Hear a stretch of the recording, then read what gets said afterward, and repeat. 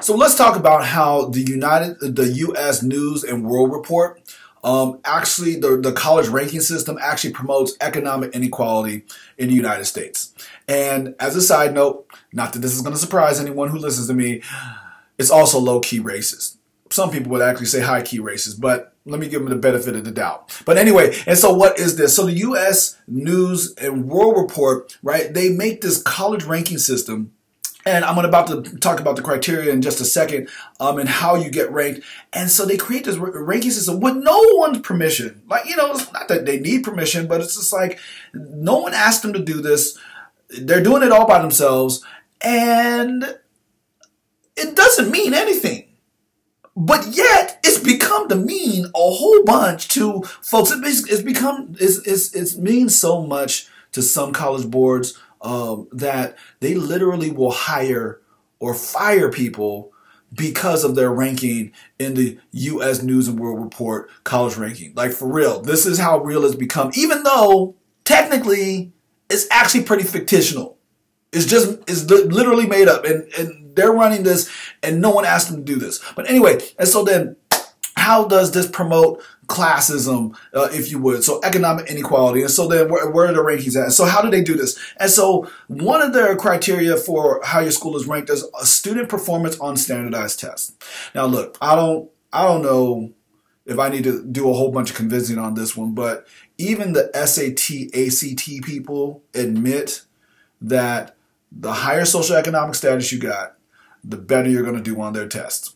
Period. Point blank, no ifs, ands, or buts about it. Even they, the test creators, admit to this, okay? And so what does that mean? That means that the first building block in this ranking system already privileges upper class people. Okay, second is having a lower acceptance rate. Now, that didn't mean anything to me at first, but then I started figuring it out. And that what they're talking about is how they privilege people who commit early to a college, right? And so committing early to a college normally means that you're only applied to like a few colleges, right? Which tends to be the pattern of richer people, right? It's like the higher socioeconomic folks, they tend to apply to fewer colleges and whatnot, while lower socioeconomic people apply to way more colleges. And so that the higher socioeconomic folks, when they get into a college, are more likely to commit quicker, right? While low socioeconomic folks, they want to wait for all their options and then measure it out based on their financial, like the financial packages that these colleges are offering, right? And so, right, so that is, although it doesn't seem like it's privileging the higher socioeconomic status folks, it does, right? Performing well on surveys of high school guidance counselors. Well, one, I don't think a lot of people understand this, but that the higher ranked high schools have more counselors. And so these higher ranked high schools tend to be in these rich areas, and so these rich areas tend to have much more of an influence, just simply because they have more counselors, have much more of an influence on these college rankings than poor schools or schools in lower socioeconomic areas who, there's schools that literally have zero counselors. I know that sounds really amazing to some of y'all, but for real, there are schools that literally have zero counselors, or they have like one per 800 students or something like that, which is absolutely ridiculous, but it is what it is. And so that's another way that the higher class status folks can affect this system.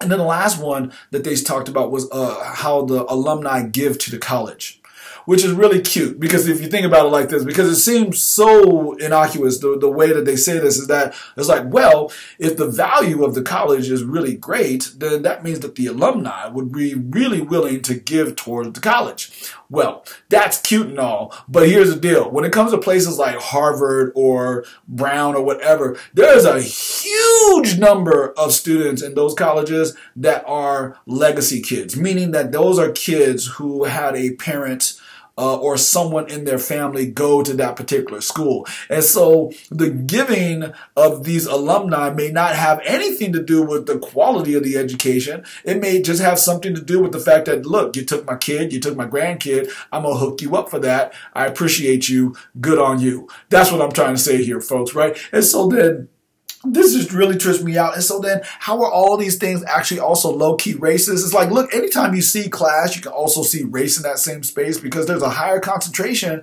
of black people and brown people in the lower socioeconomic status spaces. And so that's, I mean, quite simply, that's for every one of these spaces, you can just do that. It's like, look, there's a higher concentration of black and brown people who are in the low status areas. That's why this is also low-key racist. But one of the places where it's not necessarily low-key racist is the standardized test, and that it has been demonstrated clearly over time and research that at least the research I'm reading, that the SAT and the ACT, that they actually have these things called white preference tests, or excuse me, questions on their test, meaning that white people, for some reason, actually just do better on that question, and that there's a lot more of these white preference questions on there than there are any other type of group's preference questions, if you would. And so anyway, so as much as I like to, keep on ripping on this, I do see an actual solution to actually dealing with this and making education better for everyone, and that is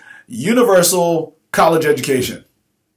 I know, it just sounds weird, but in the same way that we're attempting as a nation to move towards a universal health care, I know a lot of people are complaining about that, but if we were to actually value education as a right of every citizen versus a privilege of every citizen, I think really that would fundamentally shift the way that we talk about education here in the United States. And I think that it's long been past that time for us to do that. So anyway, like, subscribe, share, go to brucehoskins.com to learn more about who I am and what I do. Peace, y'all.